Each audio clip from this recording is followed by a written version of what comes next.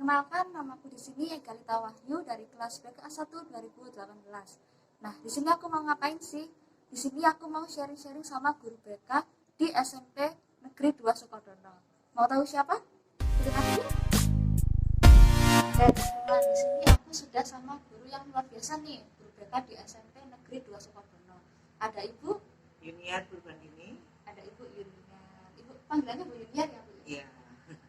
Mungkin Ibu bisa menyapa teman-temannya di sana nih. Halo, apa kabar? Halo, Saya Bu Yuniar Purbandini dari SMP Negeri 2 Sukodono Sidoarjo.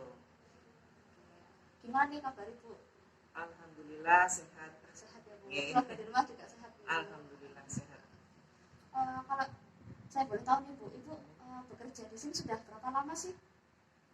Saya di sini sejak tahun 2010 menjadi guru BK sejak tahun 2010 sampai sekarang.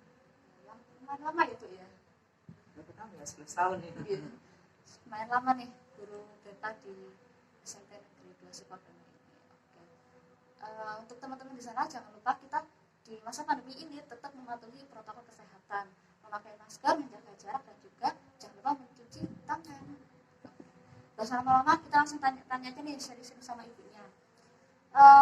Kira-kira nih Bu, seperti apa sih pelayanan BK saat ini di sekolah ini? Gini, karena sekarang ini pada masa pandemi ya, kami layanan BK kebanyakan melalui daring, tapi tidak menutup kemungkinan beberapa kasus harus mendatangkan siswa dan orang tua ke sekolah. Kadang-kadang kami guru BK juga memberikan layanan home visit ke rumah siswa yang mengalami kendala untuk melaksanakan proses pembelajaran. Itu salah satu wujud layanan kami sebagai guru BK di SMP Negeri 2 Sukodono untuk melayani siswa di sini. Jadi bisa didatangkan ke rumah gitu ya guru BK-nya? Bukan didatangkan. Kalau home visit itu adalah salah satu tugas guru BK ya, dan masuk dalam program BK di SMP Negeri 2 Sukodono. Jadi kami apabila ada siswa yang mengalami suatu permasalahan, terkendala dengan permasalahan daring, itu kita memberikan layanan untuk datang ke rumah siswa tersebut. Layanannya dalam artian hari ini mencari tahu keberadaan siswa atau mencari tahu apa masalah siswa yang dihadapi selama mengikuti pembelajaran daring.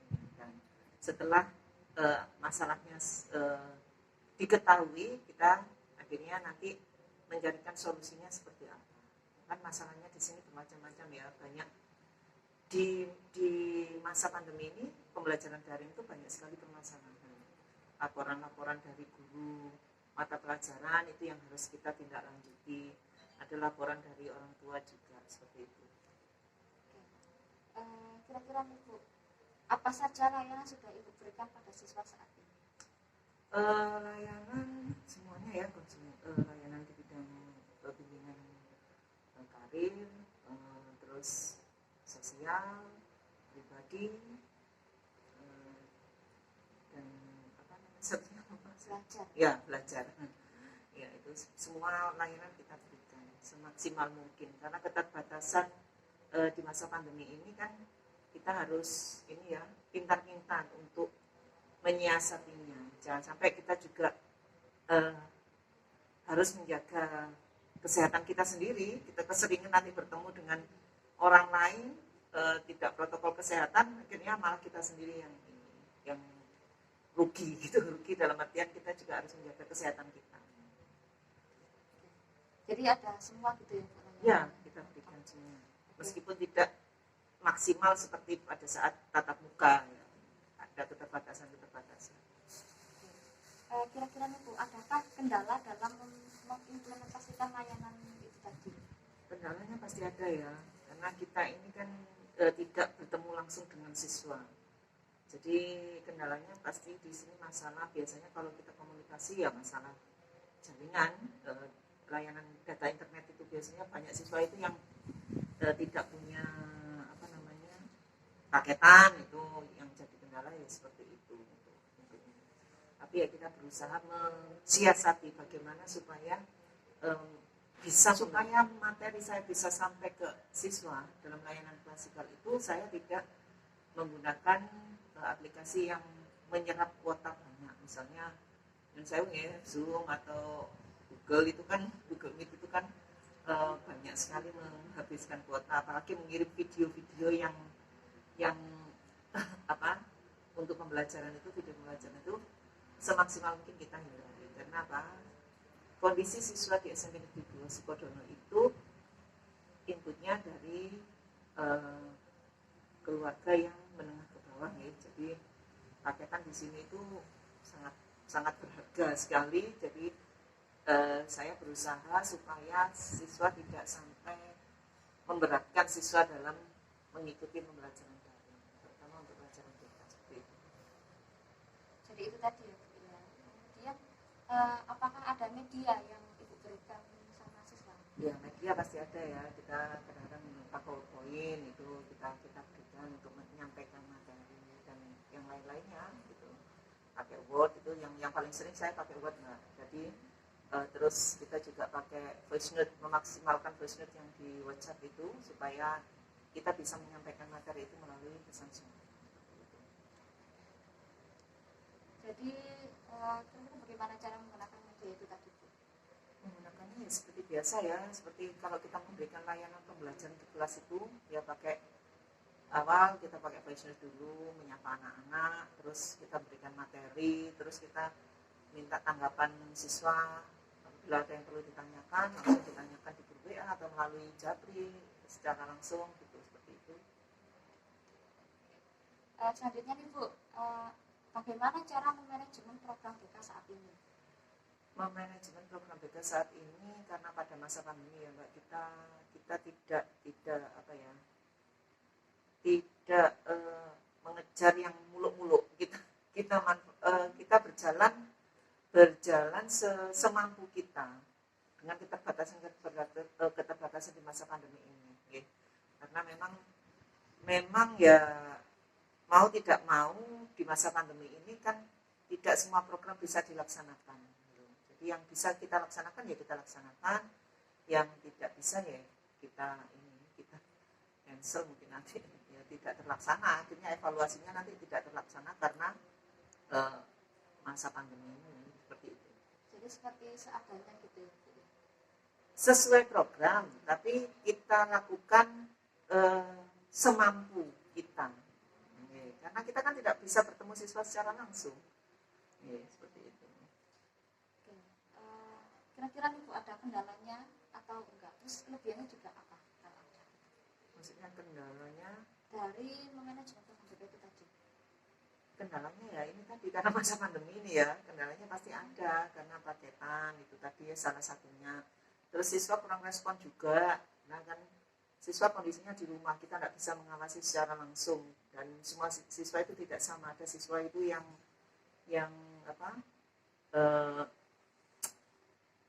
cepat respon, ada yang cuek, ada yang tidak memperhatikan seperti itu. Kan masing-masing punya ini sendiri-sendiri. Jadi kadang kendala kita adalah siswa yang tidak merespon dengan cepat atau tidak mempedulikan pembelajaran daring itu. Yang dari kendala itu tadi, apakah ada kelebihannya Bu? Kelebihannya apa ya, kalau pembelajaran daring itu kelebihannya kita jadiin pinter IT sih guru-guru. Kelebihannya di situ, kita mau tidak mau kita harus belajar. Salah satu contoh membuat video pembelajarannya. Awal-awal pandemi gitu, dulu kita diminta untuk membuat video pembelajaran untuk siswa. Memang kita semua guru diberikan pelatihan membuat video mulai Camtasia, mulai Bandicam, itu kita belajar akhirnya kita bisa membuat video karena terpaksanya karena kita butuh gitu kan. Dengan video itu kita bisa menyampaikan materi ke siswa. Ya, kelebihannya kan itu. Sekarang guru-guru jadi pinter IT. Pinter IT ya. Oke, itu tadi penjelasan dari kendala sama kelebihannya Bu. Terus kemudian perbedaannya apa Bu sebelum sama sesudah pandemi? Perbedaannya kalau dulu sebelum pandemi itu kan kita bisa berkomunikasi siswa secara langsung ya. Di program-program BK itu bisa terlaksanakan.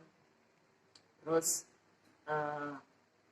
kita bisa ngontrol kenakalan anak-anak, maksudnya permasalahan anak-anak itu yang terjadi apa itu bisa kita kontrol. Kalau sekarang kan sulit kontrol siswa itu karena siswa sekarang ini benar-benar bahwa perhatian orang tua, kontrol orang tua memegang peranan yang besar pada saat masa pandemi ini. Guru tidak bisa mengontrol siswanya, hanya orang tua yang punya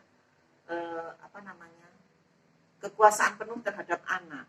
Nah, anaknya jadi baik atau buruk itu berada di tangan orang tua ini sepenuhnya. Nah, kalau nanti kita lihat hasilnya setahun ini kan pandemi ya, dan sebentar lagi mungkin Juli ini tatap muka. Nah, itu hasil 1 tahun anak-anak belajar di rumah itu akan kelihatan seperti apa. Yang orang tuanya perhatian ya anaknya tidak akan ada perubahan yang ini ya, yang mencolok. Tapi kalau orang tuanya tidak perhatian, nah ini anaknya bisa ya seperti anak yang nggak sekolah itu. Karena kadang kan ini kalau saya lihat ya di warung-warung kopi itu kan banyak sekali anak-anak sekolah ya yang sekarang belajar di sana. Jadi itu hasil dari 1 tahun pandemi ini. Nah itu perbedaannya seperti itu. Kalau enaknya ya enak tatap muka, kita bisa mengontrol anak. Kalau seperti ini kan kita tidak bisa mengontrol siswa kita, ada permasalahan apa gitu.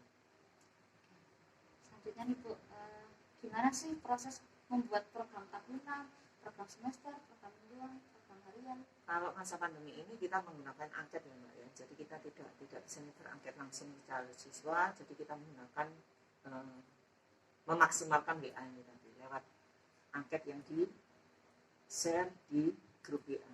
Jadi di sini di SMP 2 ini tiap mapel atau tiap guru yang mengajar di kelas itu punya satu grup WA. Jadi kalau saya misalnya saya ini kan memegang 10 kelas dari satu tingkat di kelas 9. Jadi saya punya grup per kelas itu sendiri-sendiri. Nah, seperti itu. Kemudian Ibu, itu tadi kan proses membuatnya. Terus cara menyusunnya tuh gimana? Cara menyusunnya dengan aplikasi kan Mbak. Sekarang kan sudah canggih. Iya. Ada aplikasi ya itu pakai seperti itu.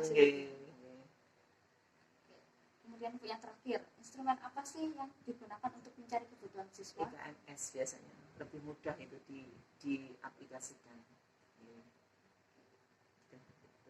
Ada lagi?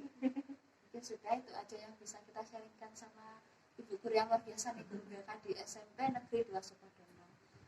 Oke, itu bisa kita tutup. Terima kasih untuk teman-teman yang sudah meluangkan waktunya untuk menonton kita. Wassalamualaikum warahmatullahi wabarakatuh. Terima kasih Bu.